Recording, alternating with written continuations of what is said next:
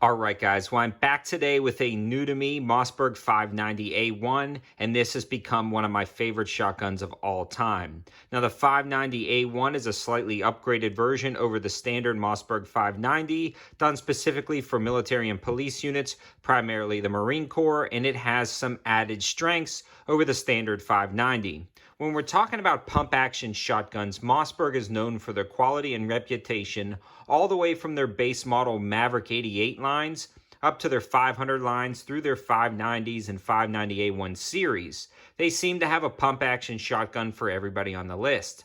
A lot of people ask me what is a good shotgun to buy, and I'm on a budget. I always recommend a Maverick 88, and if they have a little bit more to spend, either a 500 or a 590.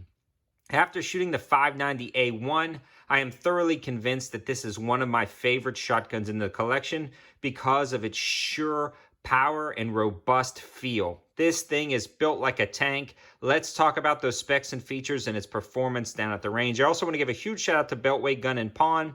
These guys have been helping out the channel lately. Now, this wasn't a sponsored video, but I did get this one used from there, and it just goes to show you these guys offer a wide variety of new and used firearms, and I primarily focused on the used stuff because you can save yourself a lot of money, and they have a lot of unique used firearms over at Beltway Gun and Pawn in Matthews. Go check them out and tell them 704 Tactical sent you over. The first thing I want to talk about is the fact that pretty much all of the shotguns, the pump action shotguns that Mossberg makes, are based off of the same sort of barreled action and stock configuration. There are a few variances, and the most notable variances come from the safeties from the Mossberg 500, or sorry, yeah, between the 500, the 590, and the Maverick 88. I'm going to actually bring in a Mossberg right here, a 500, and you can see that this has a Tang safety. Now, I've since sold my Maverick 88 because I've got the Mossberg 500 and 590A1. I didn't need a third pumps action shotgun, and I really like these ones a little bit better. With the Maverick 88, you had a cross bolt safety and a few other, kind of lesser features like no drilled and tapped receiver. When you move up to the 500 series, you'll get a drilled and tapped receiver, a Tang safety, which is a little bit nicer, and overall, it's pretty much the same shotgun. I believe also you're going to start looking at dual extractors. I'm not quite sure if the Maverick 88 has a single extractor, but both the Mossberg 500 and 590A1 have dual extractors that pulls the round out of that barrel. Now, some of the differences between the Mossberg 500 and the 590 is the way that the barrel removes. So this actually unthreads here, and it's rather difficult to kind of put tube extensions on a shotgun like this. It's more of a different process.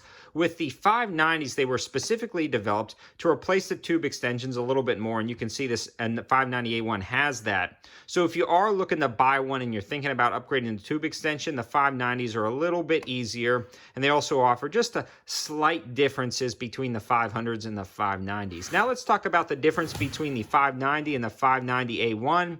Then we'll specifically talk about the performance of this one down at the range.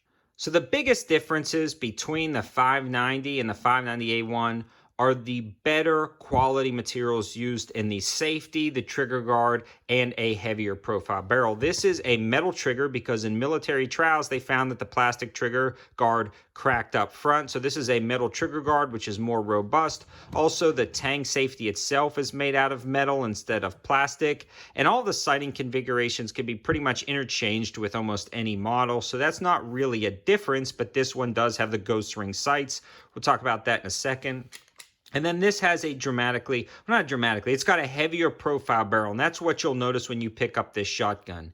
It is a lot heavier. So if you're using this as a hunting shotgun or a home defense shotgun to shoot occasionally, having the thinner profile barrel is actually probably better in my opinion because you can track clays a little bit easier, you can hunt a little bit easier when you're toting it in and out of the woods, and for home defense, you're probably not shooting hundreds of rounds anyway, so you don't worry about that barrel heating up or damaging in a home defense situation.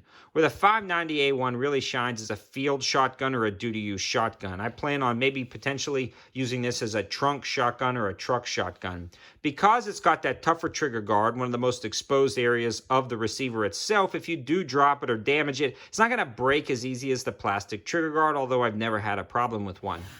And the other thing with the barrel is if you're at an extended range session, like taking a shotgun class, either having a heat shield on some of the other shotguns or this heavier profile barrel is going to dissipate heat a little bit better and it's not going to heat up as quick. It's also going to be more tough and durable. Again, in a duty or field grade scenario, this is a more robust gun than the 590. Now you will pay an added premium price for this gun, right around, I've seen $450 all the way up to $650 depending on the configuration, but I can tell you this, I grabbed this one used from Beltway for a really good deal, and I'm very glad I did.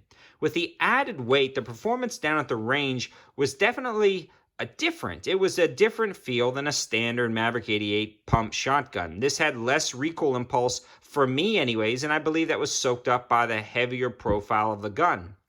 This was a little bit more front heavy than some of those other guns, but not unwieldy by any means. I could absolutely navigate from target to target and adequately hit those shots. In fact, I think maybe a little bit better because I can control the recoil a little bit more. This is a 6+1 capacity with a tube extension on here that goes all the way up to the end of the shotgun. You can see it's got a raised blade sight and a ghost ring aperture on the rear that is adjustable. So that allows me to use this for more kind of slugs and buckshot a little bit easier than just a bead front sight. Again, making this more for a duty use scenario rather than just a hunting scenario. Now, this would be good for hunting because of that high vis front sight and large ghost ring aperture. You could really put slugs or buckshot on large game from a shorter or even longer distance, and you could with a standard shotgun, but all things to consider when you're looking at a 590A1.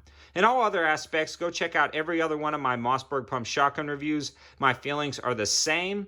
I absolutely love these guns, 100% reliable no matter what you throw in them. They're very quick on target, reliable and durable. I can't complain about them, and I can absolutely recommend this Mossberg M590A1.